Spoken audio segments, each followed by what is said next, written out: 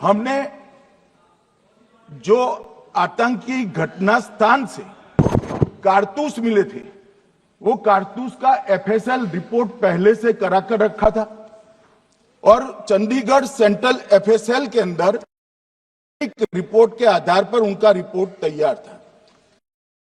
आतंकवादी मारे गए। इनकी 3 राइफलें पकड़ी गई। एक M9 अमेरिकन राइफल थी और 2 AK-47 राइफल थी। जो कारतूस मिले थे वो भी M9 और AK-47 के भी थे, मगर हमने इससे भी संतोष नहीं माना। ये राइफलों को एक विशिष्ट विमान के द्वारा कल रात को 12 बजे चंडीगढ़ पहुंचा गया और पूरी रात फायरिंग कर इसके भी खाली खोखे जनरेट किए गए। 2 खोखों का मिलान किया गया, राइफल की नाली और निकले हुए खोखों का भी मिलान हो गया। तब ये तय हो गया कि इन्हीं 3 राइफलों से हमारे निर्दोष नागरिक मारे गए। और मान्यवर, आज मैं सदन को बताते हुए बहुत खुश हूं। मोदी जी ने ऑपरेशन सिंदूर कर आतंकवादियों को जिन्होंने आतंकवादियों को भेजा था, उनके आकाओं जमीन में मिलाने का काम किया था। सेना और सीआरपीएफ ने वो आतंकवादियों को भी समाप्त कर दिया। और मान्यवर,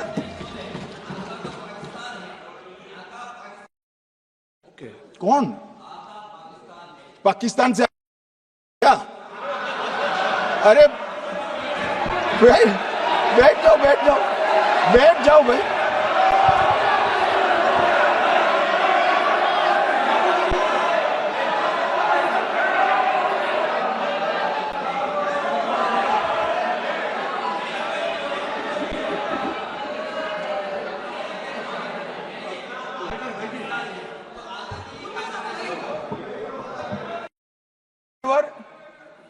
मान्यवर, मैं बताता हूं कैसे इनके आका मारे गए, वो भी नाम के साथ बताता हूं, जगह के साथ बताता हूं, घंटे, मिनट और सेकंड के साथ बताता हूं।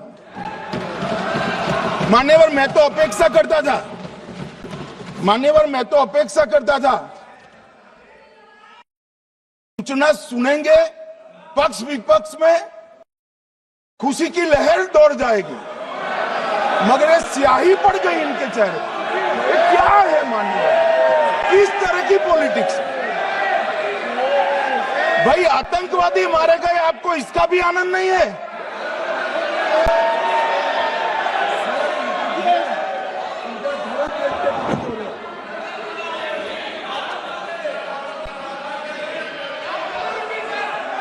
अखिलेश जी बैठ जाइए, मेरा पूरा जवाब सुनिए, आपका सब जवाब आ जाएगा। भाई, आप आतंकवादियों का धर्म देखकर दुखी मत होइए।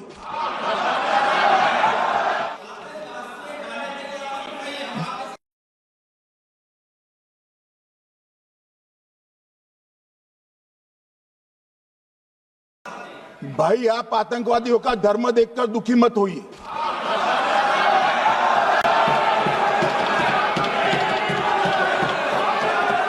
अखिलेश बैठ जाइए यार।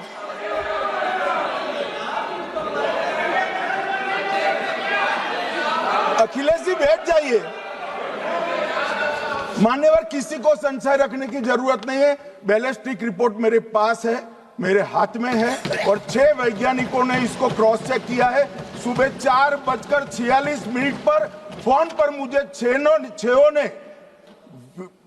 वीडियो फोन पर कहा है कि 100% वही गोलियां हैं जो वहां चलाई। मान्यवर, ये हमारे देश की सेना, सीआरपीएफ और जम्मू कश्मीर पुलिस, ये तीनों का एक साझा बहुत बड़ा कामयाबी है, जिस पर 140 करोड़ को नाज होना चाहिए, देश की जनता को नाज। मान्यवर, मैं तो गया था वहां पर जब ये घटना हुई। दूसरे दिन इनके परिजनों को मिला था। 6 दिन की शादी वाली बच्ची विधवा होकर मेरे सामने खड़ी थी। आज तक मैं वो दृश्य नहीं भूल सकता। मगर आज सारे परिजनों को मैं कहना चाहता हूं कि मोदी जी ने ऑपरेशन सिंदूर से भेजने वालों को भी मारा और हमारे सुरक्षा बलों ने जिनको भेजा था उनको भी मारा और एक ऐसा सबक सिखाया है कि आने वाले कई दिनों तक कोई ऐसी हिम्मत नहीं कर पाएगा। मान्यवर, मैं थोड़ा एनआईए की जांच के बारे में भी बताना चाहूंगा। मान्यवर, जिस दिन लश्कर-ए-तोयबा ने और इसके आउटफिट टीआरएफ ने इसकी जिम्मेदारी ली, उसी दिन हमने तय कर लिया था कि ये जांच एनआईए को सौंप दी जाएगी, क्योंकि एनआईए आतंकवाद के केसों की जांच के लिए, वैज्ञानिक तरीके से जांच करने के लिए और सजा कराने के लिए महारत हासिल की हुई विश्व मान्य एजेंसी है, जिसका सजा कराने का दर 96% से ज्यादा है। मान्यवर, हमने तुरंत ही इसकी जांच एनआईए को दे दी। हमने पूरी व्यवस्था की। सेना, बीएसएफ, सीआरपीएफ और जम्मू कश्मीर पुलिस ने कि लोग देश छोड़कर भाग न जाए। और मान्यवर, इसकी जांच की शुरुआत हुई। एक थकाने वाली बहुत लंबी जांच हुई है। जांच के दौरान मृतक के परिजन जो साथ में थे, उनको सभी को चर्चा किए गया। पर्यटकों, खच्चर वालों, पोनी वालों, फोटोग्राफर, कर्मचारियों, विभिन्न दुकान में काम करने वाले लोगों, कुल मिलाकर 1055 लोगों की लंबी 3000 घंटे से ज्यादा पूछताछ इंफॉर्मेशन के लिए की गई और इस सबको वीडियो पर रिकॉर्ड कर दिया गया। और बाद में इसके आधार पर स्केच बनाया गया और ढूंढते 22/6/25 को एक बशीर की पहचान की गई और परवेज की पहचान की गई, जिन्होंने आतंकवादी घटना के अगले दिन आतंकवादियों को शरण दी थी। उनको अपने ढोक में रखा था। वो दोनों को गिरफ्तार कर लिया गया। अब वो हमारी कस्टडी में है। दोनों गिरफ्तार अपराधियों ने खुलासा किया कि 21/4/25 की रात को 8 बजे 3 आतंकवादी बेसरन से लगभग 2 किलोमीटर दूर स्थित परवेज ढोक में आए थे। आतंकवादियों के पास AK-47 और M9 कार्बाइन थी। जो 2 आतंकवादियों ने काली पोशाक पहनी थी और एक ने छद्म वेश किया था। खाना खाया, चाय पी और ढोक से निकलते वक्त कुछ खाना, नमक, मिर्च और मसाले लेकर वो चले गए। मान्यवर, उस वक्त हमने जिन खोखो को रिकवर किया था, इसको हमने चंडीगढ़ FSL में टेस्टिंग के लिए भेज दिया।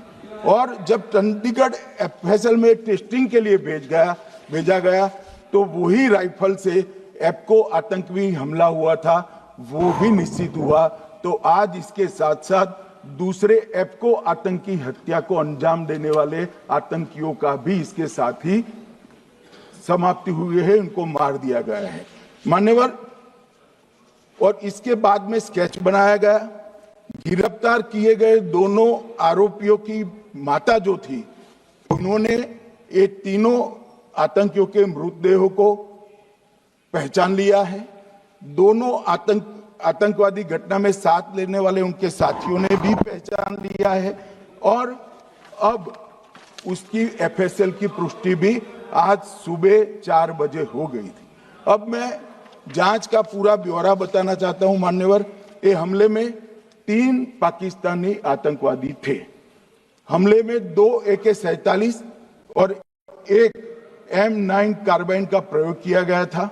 और अब जो पकड़े गए हैं, इसके सुलेमान के कारण एप्को का मामला भी आज रिजॉल्व हो रहा है और आतंकवादियों को पनाह देने वाले 2 स्थानीय लोगों को भी इस